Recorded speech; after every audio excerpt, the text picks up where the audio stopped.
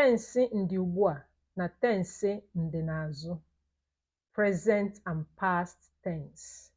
I'm going to teach you tense in Igbo. Tensi ndị ugbu a bụ nke na-egosi ihe na-eme kịta, mana tensi ndị n'azụ bụ nke na-egosi ihe mere na mgbe gara aga. Eji m n'aka na ị na-esonyere m. N'ebe a anyị na-amụ asụsụ Igbo. Ụbọchị taa anyị ga-amụ tense.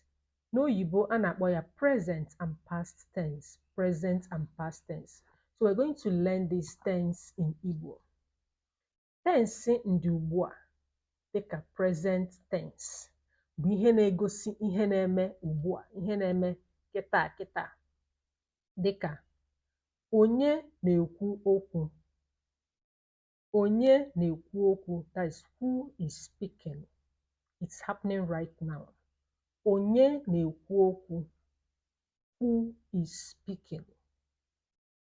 It shows what is happening now. Ihe na-eme ugbu a. Ọzọ bụ anyị na-amụ Igbo. Right now we are learning Igbo language. Anyị na-amụ Igbo. Ọ na-egosi ihe na-eme ugbu a, ihe na-eme kịta.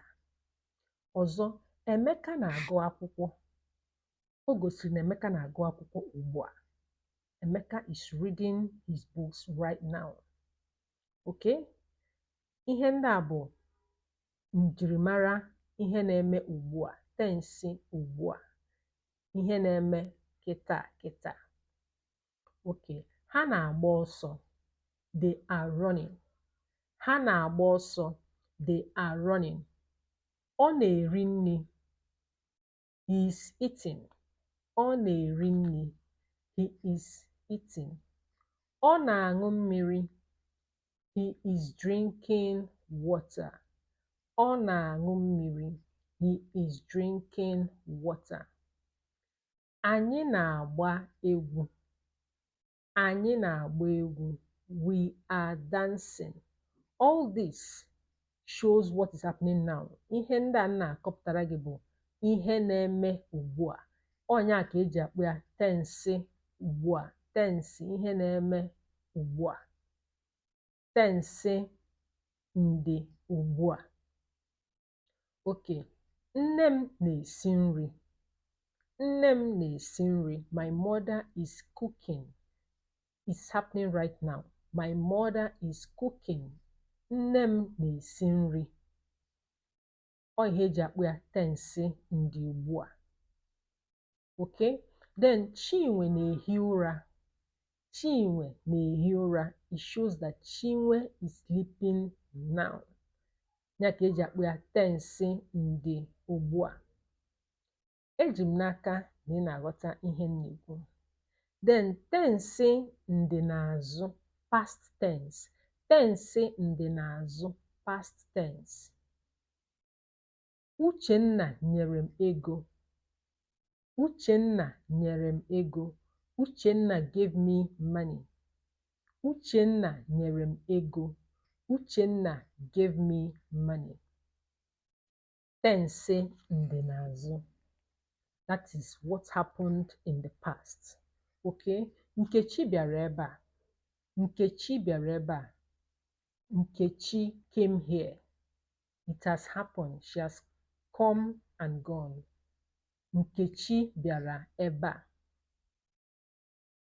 Nkechi larụrụ ụra ụnyaahụ. Nkechi larụrụ ụra ụnyaahụ.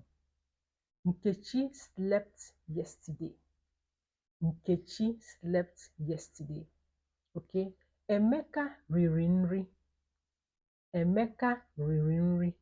Emeka have eaten. Emeka have eaten.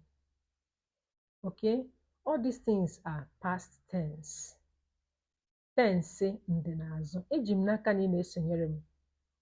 Ọ bụrụ na tata bụ izizi na-afụ ihe onyonyo a, biko binyere anyị aka n'akwụkwọ. Like, share, and comment. Let's learn Igbo language together. Igbo language is our culture. Igbo language is our heritage. Let's learn Igbo language together. Eji m n'aka na ịghọtara ihe m na-ekwu. Jụọ m ajụjụ ma ọ bụ na ịghọtarọ. Use the comment section. Ask me any question in Igbo and I'll answer you. Let's learn Igbo language together. Do not forget I told you that tense ugbua, tense ndị ugbua bụ present tense. Tense ndị n'azụ bụ past tense. It has happened. Tense ndị n'azụ past tense. Tense ndị ugbua present tense. Thank you for watching. Bye for now. Ka emesịa.